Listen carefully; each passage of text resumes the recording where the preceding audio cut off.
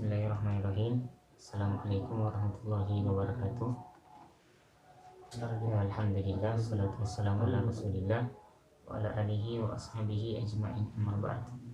Ikhwah dan akhwat sekalian, pada pertemuan yang pertama ini materi kita adalah materi yang berkaitan dengan definisi kalam dan pembagian-pembagiannya. Nah, di dalam bahasa Arab, kalam itu terbagi menjadi 3 komponen. Yang pertama isim, yang kedua fiil, dan yang ketiga harf. Jadi sebagaimana yang sudah kita tulis di papan tulis, kalam itu ada 3 komponen. Komponen yang pertama isim, dan komponen yang kedua disebut sebagai fiil, dan komponen yang ketiga disebut sebagai harf. Isim dalam bahasa kita adalah kata benda, kemudian fiil adalah kata kerja, kemudian harf adalah komponen atau partikel terkecil di dalam bahasa Arab. Nah, isim itu punya tanda-tanda, ya. Jadi isim itu punya tanda-tanda. Tanda-tanda isim itu dia bisa dimasuki oleh tanwin, kemudian dia bisa dimasuki oleh alif lam, kemudian dia bisa dimasuki oleh huruf khafat, ya, atau huruf jar nantinya. Apa itu huruf jar nanti akan kita bahas di pembahasan harf. Nah, contoh-contoh isim seperti babun atau pintu, kolamun, pulpen, atau kitabun, buku. Pokoknya semua kata benda di dalam bahasa Indonesia itu disebut sebagai isim, ya, dalam bahasa Arab.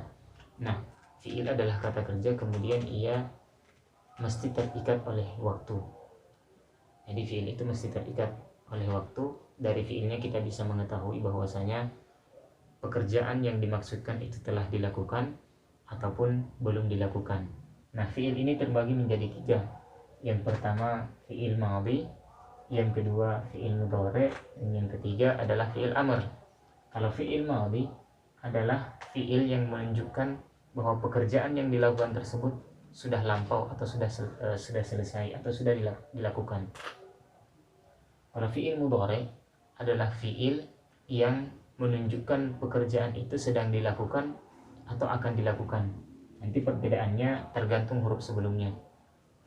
Nah, fiil amr ini adalah kata perintah. Nah, fiil madhi dan fiil mudhari' dan fiil amr. Contohnya makan. Bahasa Arabnya makan adalah akala ya'kulu kul. Akala adalah fiil madhi, berarti proses makannya telah selesai.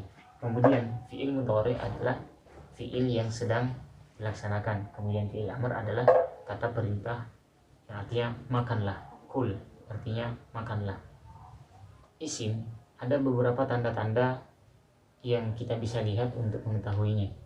Yang pertama, isim itu bisa dimasuki oleh tanwin. Contoh seperti bahasa Arabnya pintu, babun, berarti babun. Di situ dia bisa dimasuki tanwin. Yang kedua, dia bisa dimasuki oleh alif lam. Tapi dia bisa dimasuki oleh alif lam. Yang pertama tadi dia bisa dimasuki oleh tanwin. Berarti bahasa Arabnya pintu, babun. Nah, kemudian yang kedua adalah alif lam.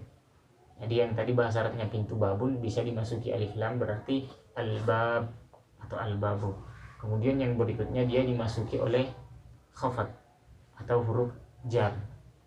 Nah, di sini 3 ciri-ciri itulah yang memasuki isim. Pertama tanwin, yang kedua alif lam, dan yang ketiga dimasuki huruf jar.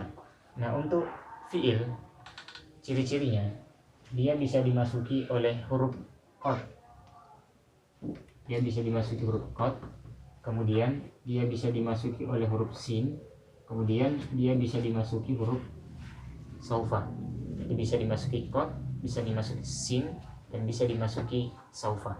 Nah, kemudian harf adalah partikel terkecil di dalam bahasa Arab, seperti bi, sin, ala, ila, dan lain-lain sebagainya. Yang jelas, syarat-syarat yang ada di isim dan syarat-syarat yang ada di fiil itu tidak bisa masuk di dalam harf.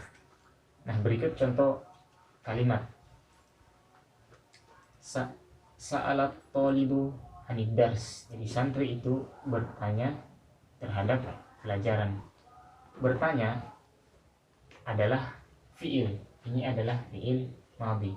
Kemudian tolib adalah isim, kemudian tolib adalah isim.